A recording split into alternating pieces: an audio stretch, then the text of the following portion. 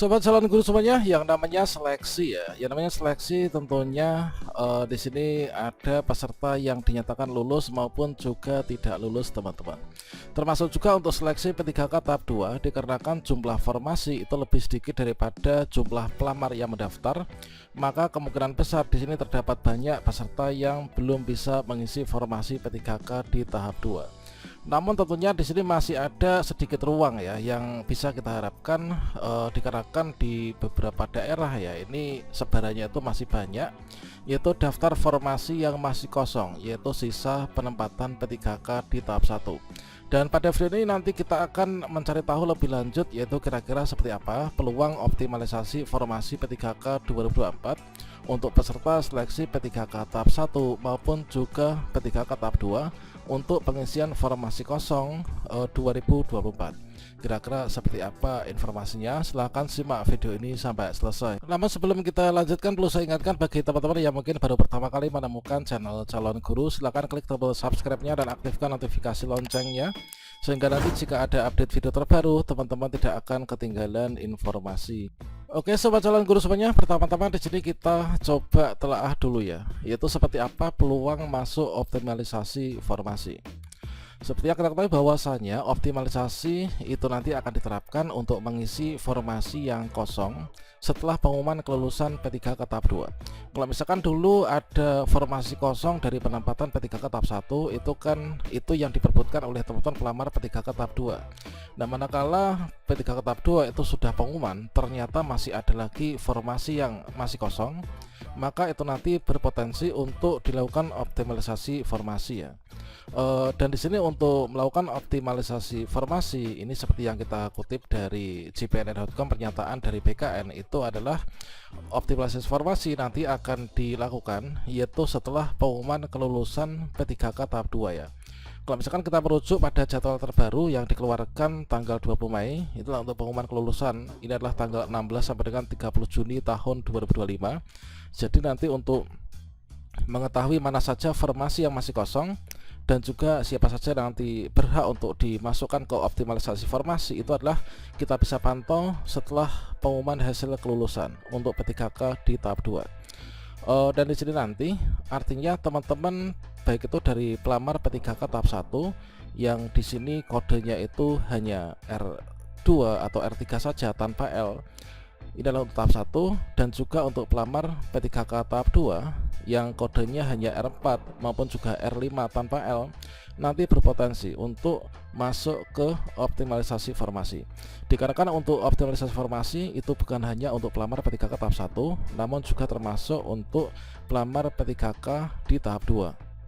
Dan di sini coba kita cek ya, ini adalah untuk sajian data P3K 2024 untuk tahap 1 maupun juga tahap 2. Seperti yang kita ketahui bahwasanya di sini untuk yang pelamar P3K tahap 1 ya, inilah jumlah pelamar P3K tahap 1 itu kan yang mendaftar dan juga memenuhi syarat. Artinya mereka yang ikut seleksi itu kan ada 1.357.205 orang ya. Sedangkan untuk jumlah formasi P3K 2024 itu adalah 1.006.153. Nah, untuk data BKN itu kan jumlahnya 1,7 jutaan ya. Tapi mengapa kok yang daftar segini? Dikarenakan ada juga banyak teman-teman yang sebenarnya sudah masuk data BKN, namun ada yang memilih untuk mendaftar CPNS itu kan. Nah, jadi jumlah pelamar P3K tahap 1 ada 1,3 juta, kemudian jumlah formasinya itu ada 1.006.153. Nah, selanjutnya di sini dari jumlah formasi yang ada dan juga jumlah pendaftarnya yang lulus seleksi P3K tahap 1 itu adalah 676.482, alias kalau misalkan dipersentasekan itu ada 49% ya. Kemudian yang tidak lulus P3K tahap 1 itu ada 680.723 alias 51%. Sehingga untuk sisa formasi yang dilamar oleh teman-teman pelamar P3K tahap 2 dari total jumlah formasi 1.006.193 dikurangi yang telah diisi oleh pelamar tahap 1 676.482, ini adalah terdapat sisa formasi tahap 1 yaitu 329.621. Nah, inilah formasi sisa dari tahap 1 yang diperebutkan oleh peserta seleksi P3K di tahap 2 ini. Dan berikutnya untuk data yang kita dapatkan dari Bapak Kepala BKN ya, yang dipublikasikan tertanggal 21 April 2025 untuk peserta jumlah peserta P3K tahap 2 itu kan ada 863.993. Nah, di antara dari 800 ribuan ini terdapat tenaga non-ASN di Datas BKN yang melakukan pendaftaran. Berasal dari mana? Yaitu baik itu pelamar dari CPNS yang nggak lulus maupun juga dari teman-teman yang sebenarnya harus melamar tahap 1 tapi tidak mendaftar, dan juga kasus-kasus lainnya.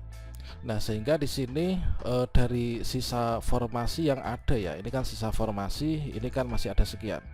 Dari sekian ini adalah dikurangi sekian, sehingga sisa formasi ada 329.621. Di sini nanti akan diperbutkan dari jumlah pelamar yang jumlahnya itu ada sekian ini. Jadi jumlah pelamar P3K tahap 2 itu 863.993 dikurangi di sini adalah untuk formasi yang diperbutkan itu 329.621, sehingga nantinya itu sekitar terdapat 534.322 ini nanti yang kemungkinan besar tidak mendapatkan formasi, karena untuk formasinya itu kan dari tahap 1 dan tahap 2 itu kan tetap ya, sehingga kalau misalkan kita melihat angka yang cukup besar, nanti peserta yang belum dapat formasi di tahap 2 ini dapat dikatakan untuk persaingannya itu cukup ketat juga ya.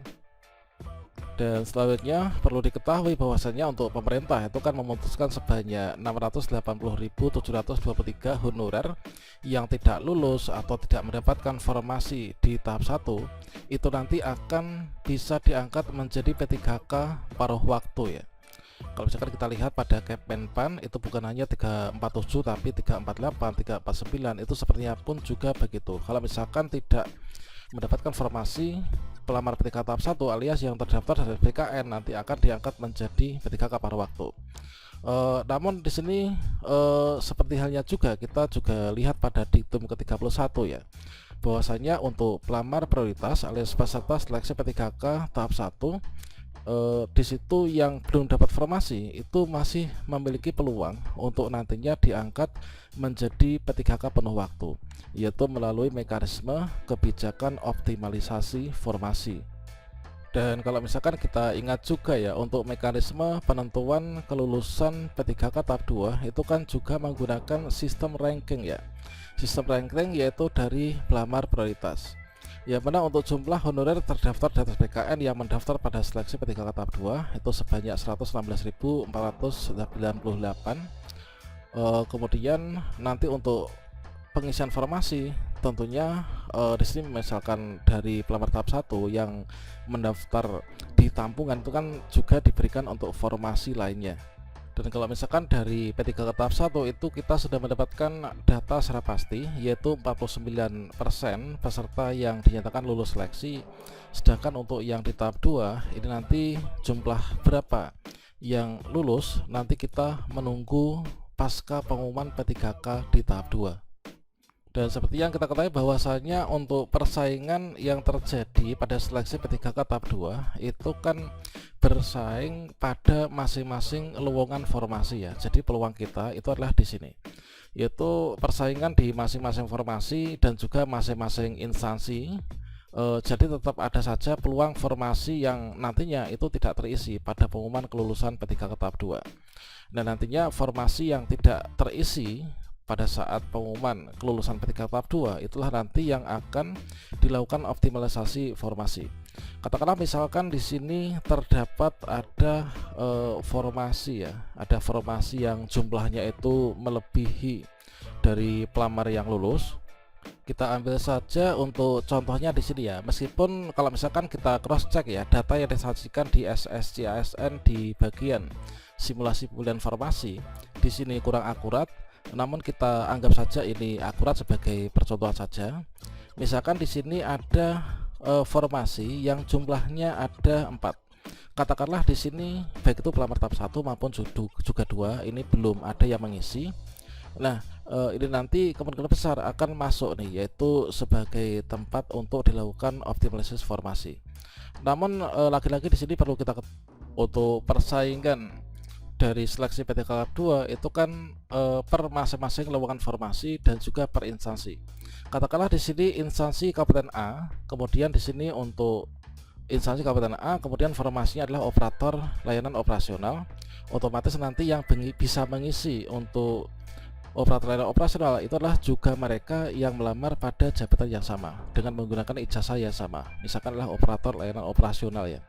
Kalau misalkan kita itu mungkin ijazahnya guru ya, misalkan guru bahasa Indonesia, otomatis kita nggak bisa nih untuk dioptimalisasikan yaitu pada formasi ini. Kemudian juga untuk teman-teman yang dari instansi lain, misalkan dari instansi B, ini nggak bisa untuk dilakukan optimalisasi di sini. Dikarenakan persaingan ini sama-sama pada jabatan yang sama dan juga untuk ijazah yang sama ya, serta instansi yang sama. Termasuk misalkan di sini teman-teman tentunya dengan adanya optimalisasi ini adalah agak cemas juga ya, manakala kita dapat nilai tinggi ternyata kita nanti kalah perenggingan.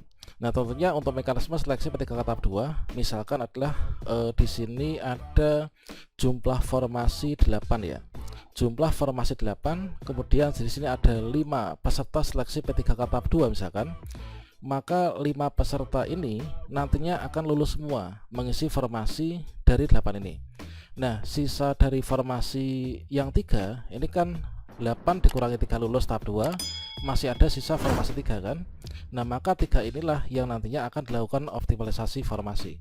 Jadi teman-teman pelamar P3K tahap 2 yang sudah dapat nilai tinggi ini nggak perlu khawatir ya. Kalau misalkan di sini jumlah kita dari nilainya itu banyak, otomatis kita dapat peringkat terbaik, formasinya masih ada yang kita berbuatkan tahap 2, tentunya peluang kita diangkat penuh waktu ini juga masih besar.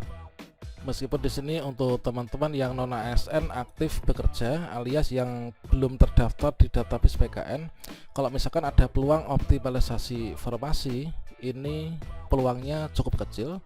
Namun tentunya kita bisa mengukur ya untuk di daerah kita itu apakah masih banyak pelamar P3K tahap 1 yang belum lulus ataukah yang sudah lulus.